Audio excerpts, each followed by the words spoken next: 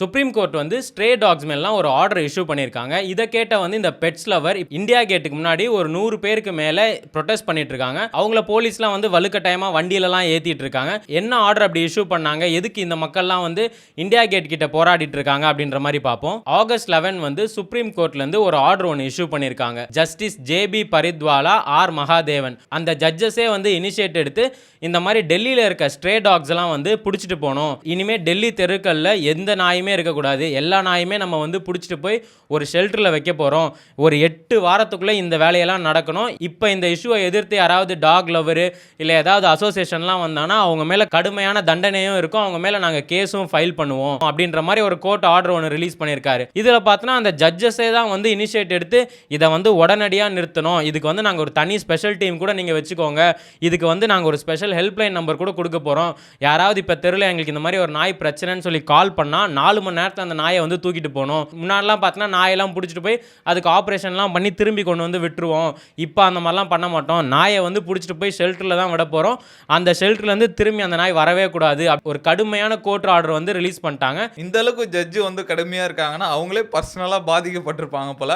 டெய்லியும் கோர்ட்டுக்கு வர வழியில் நாய் இருந்திருக்கும், இது என்னடா டிஸ்டர்பாக இருக்குது, இதுக்கு ஒரு முடிவு காட்டுறேன்னு பண்ணாங்களா இல்லையான்னு தெரியல. அதான் இந்த அனிமல் லவர்ஸ் கூட அதான் சொல்கிறாங்க, சுப்ரீம் கோர்ட்டில் தீர்க்க வேண்டிய பிரச்சனை அவ்வளோ இருக்குது, இதை எதுக்கு இப்போ திடீர்னு வந்து இதை ஃபஸ்ட்டு பண்ணி முடிங்க அப்படின்ற மாதிரி சொல்கிறாங்கன்னு. ஆனால் ஆக்சுவலாக பார்த்தோன்னா டெல்லியில் ஏதாவது ஒரு ஃபங்க்ஷன்ஸ் இல்லை மோடி ஏதாவது வராருனாலே ஃபஸ்ட்டு அங்கே இருக்க நாயெல்லாம் தான் பிடிச்சிட்டு போய் போடுவாங்க. அதை வந்து நம்ம நிறைய நியூஸ்லலாம் கூட பார்த்தோம், அந்த ஸ்ட்ரீட்ஸில் இருக்க நாயெல்லாம் பிடிச்சிட்டு போய் வேற ஒரு இடத்துல வச்சுட்டு அந்த ஈவெண்ட் முடிஞ்சதுக்கப்புறம் திருப்பி விட்டாங்க அப்படின்ற மாதிரி. அந்த அளவுக்கு டெல்லியில் வந்து நாய்ங்க அதிகமாக இருக்குது. இப்போ இந்த அனிமல் லவர்ஸ்லாம் என்ன சொல்கிறாங்கன்னா, இது வந்து நீங்கள் பண்ணுற தப்பு, நாய்க்கு வெறும் 5 அறிவு தானே, அதை ஏன் இப்படி போட்டு கஷ்டப்படுத்துறீங்க அப்படின்ற மாதிரி அவங்க சொல்கிறாங்க. கோர்ட் எதனால இந்த ஆர்டரை இஷ்யூ பண்ணாங்கன்னா மெயின் ரீசன் வந்து இப்போ ரீசெண்ட் இயர்ஸில் தெருநாய் கடிக்கிற கேசஸ் வந்து டெய்லி வந்து இன்க்ரீஸ் ஆகிட்டு இருக்கு. அது மட்டும் இல்லாமல் இந்த ரேபிஸ்லாம் வந்து நிறைய ஆகுது. ரேபிஸ் மூலியமாகவே வருஷத்துக்கு 20 பேர் 30 பேர் கிட்ட இறக்குறாங்க.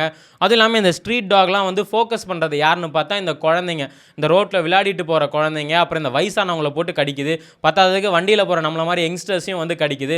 அதனால் இது வந்து நேஷனோட மிகப்பெரிய ப்ராப்ளம் அப்படின்ற மாதிரி இந்த கோர்ட்லேருந்து இஷ்யூ ஆர்டர் பண்ணியிருக்காங்க. இதுக்கு வந்து பெட் லவர்ஸ்லாம் வந்து கொதிக்க ஆரம்பிச்சிட்டாங்க. ஐயோ என்னடா இது, நாய்க்கு நாங்கள் அழகாக ரோட்டில் நாய்க்கு சாப்பாடெல்லாம் கொடுத்து அதை நாங்கள் எங்களோட பெட் மாதிரி பார்த்துட்டு இருந்தோம், அதுக்கு போய் ஏன் இப்படி பண்ணுறீங்க, இதை வந்து இனிமேல் நாய்ங்களுக்காக நாங்கள் தான் போராடுவோம் அப்படின்னு சொல்லி இந்தியா கேட் கிட்ட வந்து ஒரு 100 பேருக்கு மேலே வந்து ப்ரொடெஸ்ட் பண்ண ஆரம்பிச்சிட்டாங்க. இது வந்து கோர்ட்டோட ஆர்டர், நம்மளால் எதுவும் பண்ண முடியாது, அதை வந்து நாங்கள் சீக்கிரம் பண்ணி தான் ஆனோன்னா, இல்லைன்னு இவங்க போர்டெலாம் எழுதிட்டு ஹியூமனிட்டி டைட் அப்படின்லாம் சொல்லிட்டு ப்ரொடெஸ்ட்லாம் பண்ணுறாங்க. போலீஸ் முடிஞ்ச அளவுக்கு தடுக்கிறாங்க.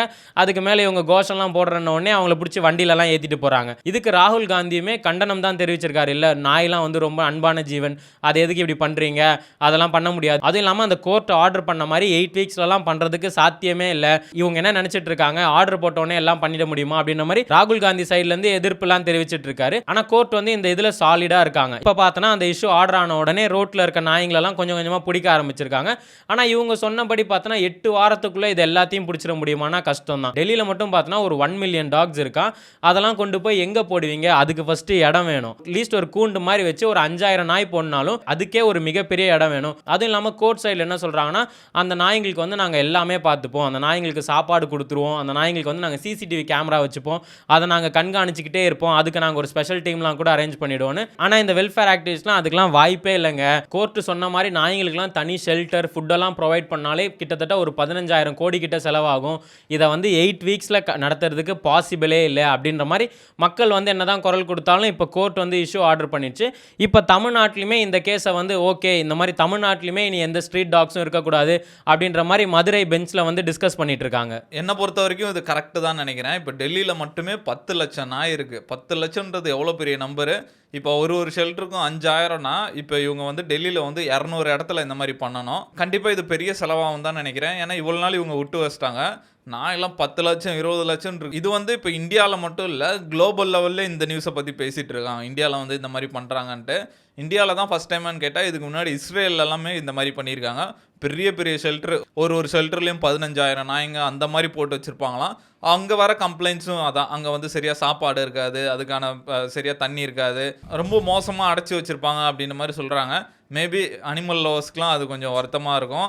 ஆனால் காமன் பீப்புள் பொறுத்த வரைக்கும் எல்லாருமே இதுக்கு சப்போர்ட் பண்ணுவாங்கன்னு தான் நினைக்கிறேன். ஏன்னா நம்மளே வந்து பயங்கரமாக இதை ஃபேஸ் பண்ணியிருக்கோம். நான் எப்பவுமே சீக்கிரமாக வீட்டுக்கு வந்துடுவேன். ஒரு நாள் நைட் ஷூட் இருந்தது. நைட்டு 2 மணிக்கு வரேன். ரோட்டில் ஒரு 10 நாய் படுத்துருக்கு. சரி நம்ம பொறுமையா போவோம், அதுங்க எதுவும் பண்ணாதுன்னு பார்த்தா, கிட்ட போனோனே அந்த 10 நாயும் துரத்த ஆரம்பிச்சுச்சு. நான் போய் லெஃப்ட் எடுக்கணும். போற ஸ்பீட்ல என்னால லெஃப்ட் திரும்ப முடியல. சரி ஸ்ட்ரெயிட்டா போய் அடுத்த லெஃப்ட் எடுத்துலாம்னு போனா, அங்க ஒரு 10 நாய். அங்கேயும் திரும்ப முடியல. அப்படி இப்படின்னு சுத்தி கஷ்டப்பட்டு வீட்டுக்கு வரதா போச்சு. தெருமுனைக்கு தெருமுனைக்கு 10 நாய் படுத்துன்னு இருக்குதுங்க. இதெல்லாம் கண்டிப்பா நைட்ல வரவங்கள கேட்டா சொல்லுவாங்க, எவ்வளோ பிரச்சனை இது அப்படின்ற மாதிரிலாம். இது என்னமோ உண்மைதான். நேத்து கூட நான் நைட் ஷிஃப்ட் முடிச்சுட்டு வரும்போது ரோட்ல பார்த்தா ஒரு 5 நாய் 6 நாய் ஒண்ணா படுத்துட்டு இருக்கு. நான் கடவுளை வேண்டே வரேன், ஐயோ ஏதாவது ஒரு நாய் வந்து கடிச்சு வச்சிட போகுதுன்னு. அதே மாதிரி ஒரு சென்செக்ஸ்னு சொல்றாங்க. ரோட்ல பார்த்தனா இந்த தெரு நாயெல்லாம் கடிக்குதுல, கடிக்கும்போது நிறைய பேர் வேக்சினேஷன் எடுப்போம். ஆனால் வேக்சினேஷன் படி பார்த்தனா ஒரு 2-3 ஊசி போடணுன்றாங்க. ஆனால் முக்கால்வாசி பேர் பார்த்தனா ஃபர்ஸ்ட் ஊசியோட நிறுத்திடுறாங்களாம். அது ஒரு மிகப்பெரிய பிரச்சனையா இருக்கு. நாய் தானே கடிச்சிச்சு. அது சில பேர்லாம் பார்த்தனா நாய் கடிக்கல, லைட்டாக பொறாண்டி இருக்கு, ஒன்றும் இல்லைன்னு சொல்லிட்டு சின்ன ஒரே ஒரு வேக்சின் மட்டும் போட்டு அப்படியே விட்டுருவாங்களாம். அந்த மாதிரி சென்செக்ஸில் பார்த்தனா நிறைய பேர் ஃபர்ஸ்ட் டோஸோட நிறுத்தினவங்க இருக்காங்க.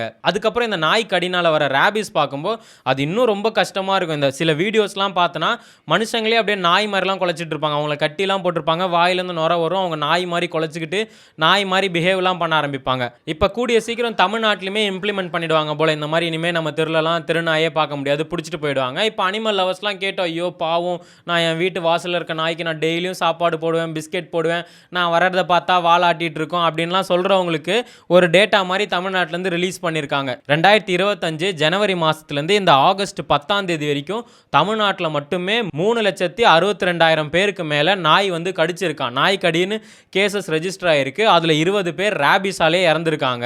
அதே மாதிரி தமிழ்நாட்டில் வந்து எந்த ஊரில் நாய் கடிலாம் அதிகமாக இருக்குன்னா ஃபர்ஸ்ட் இடத்துல வந்து சேலம் தான் இருக்கான். ஒரு 25,000க்கு மேலே வந்து நாய்கள் கடிச்சிருக்கான். அப்போ பார்த்துக்கோ, டெய்லி சராசரியாக ஒரு 10 பேருக்கு 20 பேருக்கு மேலே ஒரு நாய் போட்டு கடிச்சிட்டு தான் இருக்கும் போல். அந்த மாதிரி நான் ஒரு நியூஸில் கூட பார்த்தேன், ஒரு நாளைக்கு ஒரு 20 பேரை ஒரே நாய் வந்து கடிச்சிருக்கான். இப்படி ரோட்டில் நின்றுட்டு இருக்கு, அவங்க இப்படி போகும்போது ஓடி போய் டக்குன்னு கடிச்சிருது, அவங்க அப்படியே ஓடிடுறாங்க. திரும்பி யாராவது தெரியாதவங்க வராங்க, அவங்கள போட்டு கடிச்சிருது. அந்த மாதிரி ஒரு நாளைக்கு ஒரு நாய் 20 பேரை கிட்ட கடிச்சிட்டு இருக்கு. அதே மாதிரி சென்னையில் பார்த்தோன்னா வருஷத்துக்கு 14,000 பேர் வந்து இந்த மாதிரி நாய்க்கடி கேசஸ் வந்து ரெஜிஸ்டர் ஆகுதான். இதெல்லாம் கேட்கும்போதே நம்ம வந்து ஆல்ரெடி இந்த நேச்சுரல் டிசாஸ்டர், அப்புறம் இந்த பிரிட்ஜஸ் விழுது, இந்த மாதிரி மனுஷங்க உயிர் இப்படில போய் இறந்துட்டாரேப்பா அப்படின்ற மாதிரிலாம் இருக்குது. இதில் பத்தாவதுக்கு ரோட்டில் சுற்றிட்டு இருக்க நாயுமே கடிச்சு இந்த மாதிரி மக்கள் இறக்குறாங்க. நாயுமே வந்து மனுஷங்க லைஃப்பை டிஸ்டர்ப் பண்ணுறனால தான் இப்போ கோர்ட்லாம் வந்து இந்த மாதிரி ஒரு ஆக்ஷன்ஸை வந்து சிவியராக எடுத்துகிட்டு இருக்காங்க. இந்த கோர்ட் ஆர்டர் வந்த உடனே இப்போ மக்களே வந்து 2 பக்கமாக பிரிஞ்சுட்டாங்க. இந்த அனிமல் லவர்ஸ்லாம் வந்து நாய் வந்து ஒரு இறக்கமானது, அதனால தான் வந்து நாய்ங்க மற்ற அனிமல்ஸ் மாதிரி காட்டுக்கு போகாமல் மனுஷங்க கூடயே இருக்குது அப்படி இப்படின்னு ஒரு பக்கம் சப்போர்ட் பண்ணுறாங்க. இன்னொரு பக்கம் வந்து லாஜிக்கலாக திங்க் பண்ணுறாங்க. இந்த மாதிரி நாய்கள் வந்து இப்போ ரோட்டில் நிறைய ஆயிடுச்சு. முன்னாலாம் நம்ம தெருவில் இருக்கும்போது நமக்கே தெரியும், ஒரு 2 நாயின்னு சொல்லிட்டு நம்மளே அதுக்கு பேர்லாம் வச்சு ரெகுலராக சாப்பாடுலாம் கொடுப்போம். இப்போ பார்த்தோன்னா நாய்ங்களே நிறைய இருக்குது. முன்னாடிலாம் பார்த்தோன்னா இந்த ப்ளூ கிராஸில் வந்து நாயை பிடிச்சிட்டு போவாங்க. பிடிச்சிட்டு போயிட்டு அந்த ஆப்ரேஷன்லாம் பண்ணி சில நாயை நம்ம தெருவில் விடுவாங்க. நமக்கு தெரிஞ்ச நாயெல்லாம் வேற எங்கேயோ காணாமலே போயிடும். அதே மாதிரிலாம் இனிமேல் பண்ணக்கூடாது, சுப்ரீம் கோர்ட்லேருந்து சொல்லிட்டாங்க.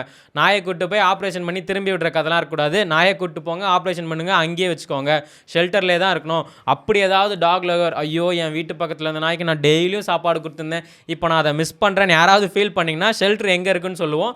நீங்கள் அங்கே போய் உங்களுக்கு என்ன வேணுமோ அதை கொடுத்துக்கோங்க, அதை தவிர்த்து ஷெல்டரை விட்டு வராது அப்படின்றாங்க. இதை கேட்கும்போது வந்து ஏதோ ஜெயிலில் போடுற மாதிரி இருக்குது. இந்த மாதிரி குற்றம் செஞ்சவங்களெல்லாம் கூட்டின்னு போய் ஜெயிலில் போட்டு நம்ம போய் பார்க்குற மாதிரி இருக்குது. இதை பார்க்கும்போது எனக்கு பாப்லோ எஸ்கோபார் தான் ஞாபகம் வருது. அவருக்குன்னு ஒரு பிரைவேட் ஜூ வச்சிருந்தாரு, ஒரு மிகப்பெரிய ஒரு ட்ரக் லார்டு. அவர் இப்போபோட்டாமஸில் வந்து இந்த ட்ரக்ஸு கடத்தினாரு அப்படின்ற மாதிரி சொல்லுவாங்க. கொக்கைன்லாம் வந்து ஒரு 4 இப்போபோட்டாமஸ் வாங்கினாரு. அவர் அதுக்கப்புறம் அவரை கொண்டுட்டாங்க. அந்த 4 வந்து 200 ஆயிடுச்சு. அந்த 200 இப்போபோட்டாமஸும் அந்த ஈகோ சிஸ்டத்தை டிஸ்டர்ப் பண்ணுது, இதுங்களுக்கு நிறைய ஃபுட்டு போயிடுது, இது ரொம்ப டிஸ்டர்பன்ஸாக இருக்குது, இது எப்படியாவது வெளியே தள்ளணும்னு ரொம்ப கஷ்டப்பட்டு இருந்தாங்க. இந்த மாதிரி வந்தாராவில் கூட வாங்கிக்கோங்கன்னு கேட்டதான மாதிரிலாம் நிறைய சொல்லிட்டு இருப்பாங்க. இதை பார்க்கும்போது அந்த ஞாபகம் தான் வருது. இப்போ இந்த இனிஷியேட்டிவ் வந்து டெல்லியில் ஸ்டார்ட் பண்ண போகிறாங்க. இதை பார்த்த உடனே மற்ற ஸ்டேட்லாமே ஓகே இந்த ஆர்டரை வந்து நம்மளும் இங்கே ஃபாலோ பண்ணலான்னு இதை தமிழ்நாட்டில் வந்து கூடிய சீக்கிரம் ஃபாலோ பண்ணுறதுக்கு ஒரு வாய்ப்பு இருக்குது. அதே மாதிரி ராஜஸ்தான்லாம் பார்த்தோன்னா நாய் மட்டும் இல்லை, ரோட்டில் திரியிற எல்லாத்தையும் பிடிங்கன்ட்டாங்க. இந்த மாதிரி மாடு, குரங்கு, பூனை, இந்த மாதிரி நாய்ங்க எதெல்லாம் வந்து இந்த ரோட்டில் சுற்றுறது மனுஷங்களை டிஸ்டர்ப் பண்ணுதோ அதெல்லாம் பிடிச்சி வந்து ஷெல்டரில் போட்டுருங்க அப்படின்ற மாதிரி சொல்கிறாங்க. கண்டிப்பாக நாயோட சேர்த்து பூனையும் பிடிக்கணும்னு நினைக்கிறேன். பூனையும் எக்கச்சக்கமாக ஆயிடுச்சு. ஃபர்ஸ்ட்லாம் வந்து இந்த குருவிக்காரங்களாம் வந்து பிடிச்சின்னு போவாங்க, இப்போ அவங்களையும் காணோம். பூனையோட அராஜகம் ரொம்ப அதிகமாகவே இருக்குது. ஆமாம், வண்டி சீட்டெல்லாம் பார்த்தோன்னா என்னடா இது ஏதோ ஆயிருக்கேன்னு பார்த்தா பூனைங்க உட்காந்து அழகாக புரண்டிட்டு அது படுக்கிறதுக்காக கம்ஃபர்ட் பண்ணி சீட்டை எல்லாமே கிழிச்சு வச்சிருக்கு. இப்போ இந்த கோர்ட் ஆர்டரை கேட்கும்போது பெட் லவர்ஸ்லாம் ஐயோ எங்களோட டாக்ஸ் எங்கள் கிட்டேருந்து எடுத்துகிட்டு போயிடுவீங்க பண்ணுவீங்களா அப்படின்ற மாதிரி ஃபீல்லாம் பண்ணி எவனாவது வந்தானா அந்த சோ கால்டு பெட் லவர்ஸ்னு யாராவது இதை தடுக்க வந்தாங்கன்னா ஜட்ஜுமே ஸ்ட்ரிக்டாக சொல்லியிருக்காங்க அவங்க மேலே கேஸை போட்டுருங்க. அதே மாதிரி நீங்கள் வந்து இப்போ நாய்க்காக வந்து பரிஞ்சு பேசுகிறீங்களே, அப்போ அந்த இறந்து போன குழந்தைங்களுக்குலாம் உங்களால் திரும்பி பதில் சொல்ல முடியுமா, அதுக்கு என்ன சொல்லுவீங்க அப்படின்ற மாதிரி ஜட்ஜு வந்து ரொம்ப ஸ்ட்ரிக்டாக இருக்கார். ஜட்ஜு வந்து பர்சனலாக ஏதோ ஃபீல் பண்ணியிருக்காரு போல், அதனால தான் வந்து இது ரொம்ப ஸ்ட்ரிக்டாக சொல்கிறாரு. ஆனால் நமக்கும் ஒரு பக்கம் கரெக்டாக தான் இருக்குது. ஏன்னா இப்போ ரோட்டில் இருக்க நாயெல்லாம் கடிச்சதுன்னா இப்போ குழந்தைங்கள தான் மேக்ஸிமம் டார்கெட் பண்ணுது. இப்போ நம்ம நிறைய வீடியோஸ் கூட பார்க்கலாம். ஒரு பொண்ணு ஒன்றுமே பண்ணல, ரோட்டில் நடந்து போயிட்டுருக்கோம், திடீர்னு ஓடி வந்து ஒரு 3 நாய் அந்த பொண்ணை கீழே போட்டு கடிச்சு காலெல்லாம் கடிக்கும். அப்புறம் பக்கத்துலேருந்து ஒரு பொண்ணு தான் அதை வந்து துரத்தி விடும். அந்த அளவுக்கு நாய்ங்க வந்து இப்போ ரொம்ப டிஸ்டர்ப் பண்ணிட்டு இருக்கு. இதெல்லாம் வந்து கண்டிப்பாக ஆக்ஷன் எடுத்து தடுக்க தான் செய்யணும். இல்லைனா வந்து அது ஒன்றும் பண்ணாதீங்க. அதை விட இந்த வீட்டு ஓனர்ஸ் இருப்பாங்க, நம்ம இந்த ரோட்டில் அவங்க நாயை விட்டுருப்பாங்க, நம்ம இப்படி ஓரமாக போவோம், அது குலைக்கும், நான் துரத்தினா போப்பா ஒன்றும் பண்ணாது கடிக்காது போப்போன்னு, அந்த நாய் நம்மளை பார்த்துட்டு ஆணு வாயை திறந்து நின்றுட்டு இருக்கோம். அந்த ஓனர் வந்து கடிக்காது, ஒன்றும் கடிக்கிற நாய் இல்லை அது போப்போன்னு, ஐயோ புடியா பயமாக இருக்குது அப்படின்ற மாதிரி இருக்கும். இப்போ இந்த நியூஸ் எல்லாம் கேட்டு டாக் ஓனர்ஸுக்குமே கொஞ்சம் ஒரு பயம் வரும். ஐயோ நம்ம ரோட்டில் நாயெல்லாம் விட்டோன்னா ஆல்ரெடி இந்த டாக் ஓனர்ஸ் மேலே நிறைய கம்ப்ளைண்ட் இருக்குது. இந்த மாதிரி நாய் வளர்த்தணும்னா லைசன்ஸ் வாங்கணும், நீ எப்படி நாயை வெளியே விடுவ அப்படி இப்படின்னு ஏகப்பட்ட பிரச்சனை போயிட்டு இருக்கு. இப்போ இந்த ஸ்ட்ரீட் டாக்ஸ்க்குலாம் ஒரு முடிவு கட்டிடுவாங்க. அப்படியே கூடிய சீக்கிரம் வந்து இந்த வீட்டில் வளர்த்துற நாய்ங்களுக்கும் ஒரு முடிவு கட்டிடுவாங்கன்னு நினைக்கிறேன். இப்போ இந்த ஸ்ட்ரே டாக்ஸை பிடிச்சிட்டு போகிறது கரெக்டாக தப்பா, நீங்கள் ஏதாவது பர்சனலாக இந்த ஸ்ட்ரீட் டாக்ஸால் அட்டாக் ஆயிருக்கீங்களான்னு கமெண்ட்டில் சொல்லுங்கள்.